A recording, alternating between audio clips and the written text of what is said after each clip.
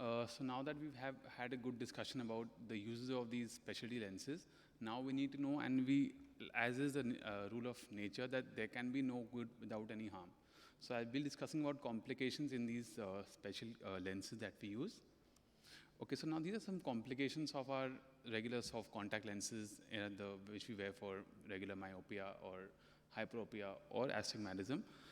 These can also occur in these specialty lenses. These include, of course, hypoxia. We know there are patients who sleep with contact lenses overnight. That is something which is not a very good habit, but yes, we have to ask our patients not to wear these lenses overnight and not to abuse the lenses, because this is something that the patient has to fall back upon as an option where surgery cannot be done. So, of course, this should not be abused. Patients can be allergic and can have toxic effects of the material to the contact lenses. By mechanical effects, yes, there can be abrasions.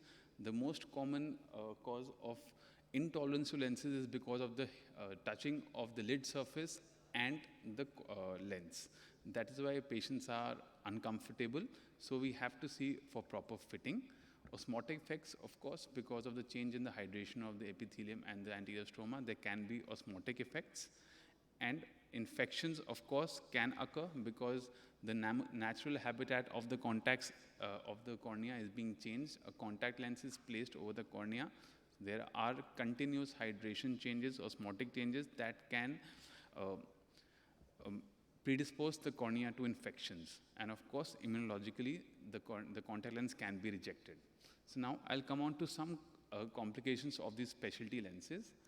So now, in a nutshell, we can divide them as non-adverse and adverse. In non-adverse, we have complications like excessive corneal clearance. So let's get two terms right. What is clearance and what is bearing? Clearance means a gap and bearing means touch. So we can have excessive central clearance, corneal bearing, corneal staining, air bubbles in the center or the periphery, midday fogging, limbal bearing, conjunctival impingement, conjunctival staining, and lens adhesions. These complications are non-major and can be tackled with pretty much any amount of ease. So now this is excessive central clearance. As you can see, this image in the center shows a decent corneal clearance. You can see the contact lens, the surface of the cornea, and the clearance in between. In case we have an excessive clearance, that is the sagittal height greatly exceeds that of the height of the cornea, we can have a high central clearance, and the patient will experience reduced visual acuity, visual disturbances. There can be fish bowling. That is because of high, like Dr. Akansha also mentioned, if we do have a central clearance, then we can have fish bowling in the center. Patient will have disturbed visual acuity. There can be fogging and corneal edema. So we can reduce the sagittal height of the lens, and this can be easily resolved. Now, corneal bearing, like I said, bearing means touch. So yes, of course, when any foreign substance touches the cornea, there can be complication. If the lens bears on the cornea or we are giving an undersized contact lens, patient can have corneal bearing. Patient will have discomfort, corneal molding, epithelial erosions, microcystic edema, epithelial bullae, and lens adhesion. That is, the lens can get stuck to the cornea. So we can increase the lens sagittal height where staining is being shown, and that can circumvent this. Corneal staining, yes, because of corneal bearing, because of small vault, that is a small clearance. Air bubbles and hypoxia, we can have corneal staining. This could be from very small epithelial punctate opacities to coarse epithelial defects. So patient will have discomfort, foreign body sensation, contact lens intolerance, punctate staining, diffuse staining, sometimes even Corley staining, which can go on to keratitis. So the lens wall needs to be increased. Of course, air bubbles, very common. We can see central as well as peripheral. If we have a higher vault, we'll see them centrally. If we have a lower vault, we'll see them peripherally. Patient will have discomfort, will have reduced visual acuity, corneal Dellin formation, corneal desiccation, and ultimately, yes, ulcers can also develop.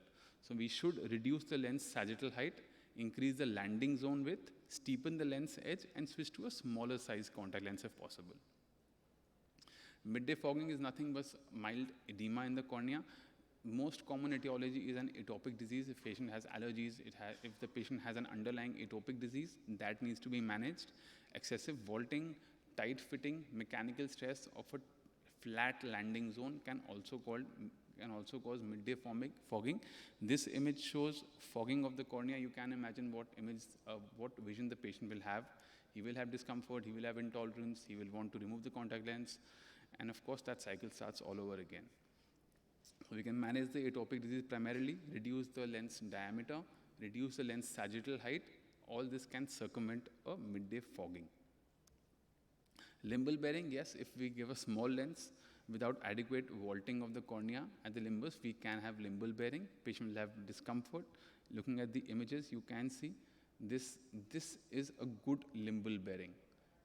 As shown by the AIOCT also, you can see a decent size shape between the limbus and the contact lens. If there is bearing and this vault is not as much as it should be, patient will have discomfort. Limbal staining, limbal stem cell deficiency because of chronic use, limbal edema, and epithelial bullae keratitis. So again, the treatment is increasing the contact lens diameter. Conjunctival impingement, of course, because of mechanical effect of a harder contact lens, we can have vessels that are being obliterated or being impinged on by the contact lens. This could occur if there is a circumferential lens edge which is too steep, sectoral lens edge is too steep, and we have an irregular conjunctiva, especially in our elder patients. So the patient will have discomfort at lens removal and arcuate conjunctival staining and also conjunctival hypertrophy. How we can circumvent this is by flattening the lens edges if available or flattening the base curve of the contact lens. So these images show you a certain blanching of the conjunctiva where the contact lens hits the sclera and the conjunctiva. Here you can see impingement of these vessels. Now, conjunctival staining can also be there because of conjunctival impingement. Ultimately, once the patient takes their contact lens out and we stain the surface, we can see conjunctival staining. Patient will have discomfort and occasional dry eye. Lens adhesion occurs if the patient has pre-existing dry eye, oblate cornea, or low corneal clearance, or a steep landing zone. Patient will have discomfort, conjunctival imprints, ocular trauma, edema, inflammation, and ultimately infection. So patients should be given good lubricating drops, switch to a fenestrated lens so that patient can have, so these adhesions can break, and patients should be asked to take breaks during the day. Now there are certain adverse events that can be termed as complications that are not very easily handled. These include epithelial bullae, corneal edema, neovascularization, chemosis, and ultimately a giant papillary conjunctivitis, which is chronic in nature.